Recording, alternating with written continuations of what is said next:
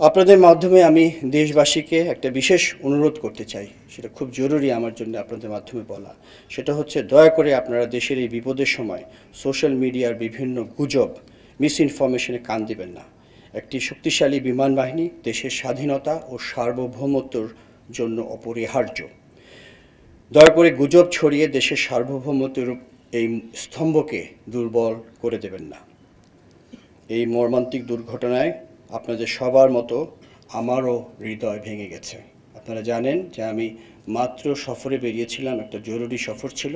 আমি ওই বিমানবন্দর থেকেই সরাসরি ফিরে এসেছি আজকে সকালে।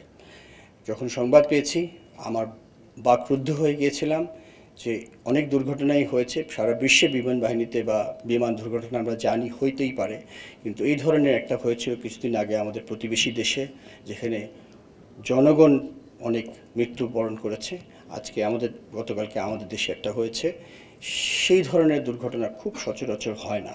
এটা আমাদের জন্য খুবই দুঃখজনক, কিন্তু একটা কথা বলতেই হয়, যখন দুর্ঘটনা হয় সেটা আল্লাহ জানেন কেন, ভালো মন্দ কী আছে এটার ভিতরে। তবে যে অপূরণীয় ক্ষতি হয়ে গিয়েছে সেটা রিকভার করাই হবে আমাদের মূল কাজ। বা যদিও জানি এটা কোনোভাবেই পারিবারিকভাবে আমরা সম্ভব করতে পারবো না, বাট আমি যেটা বলেছি বারবার যে আমরা তাদের পাশে থাকব। আমরা সম্মিলিতভাবে অনেকেরই কষ্ট কিছুটা হলেও লাঘব করতে সক্ষম হব ইনশাআল্লাহ। আহতের সুচিকিৎসা এটাই এখন আমার মনে হয় সবচেয়ে জরুরি। যারা আমাদের মাঝে এখনও অসুস্থ হয়ে আছেন বা আহত হয়ে আছেন, তাদেরকে আমরা সর্বাত্মক চিকিৎসা প্রদান করব এবং তারা যাতে সম্পূর্ণভাবে সুস্থ হয়, সেটাই আমাদের মূল লক্ষ্য। এই বিষয়ে আমি আপনাদের সকলেরও বা যারা আছেন সবার সহযোগিতা কামনা করছি। আরেকটা কথা আমি বলতে চাই আপনাদের মাধ্যমে to the international media, that the same thing which you have heard, the incident has taken place and we are doing our inquiry. It was a very sad incident. We will try our best to find out the causes, and of course we are with the people who got hurt, who got killed, who got injured.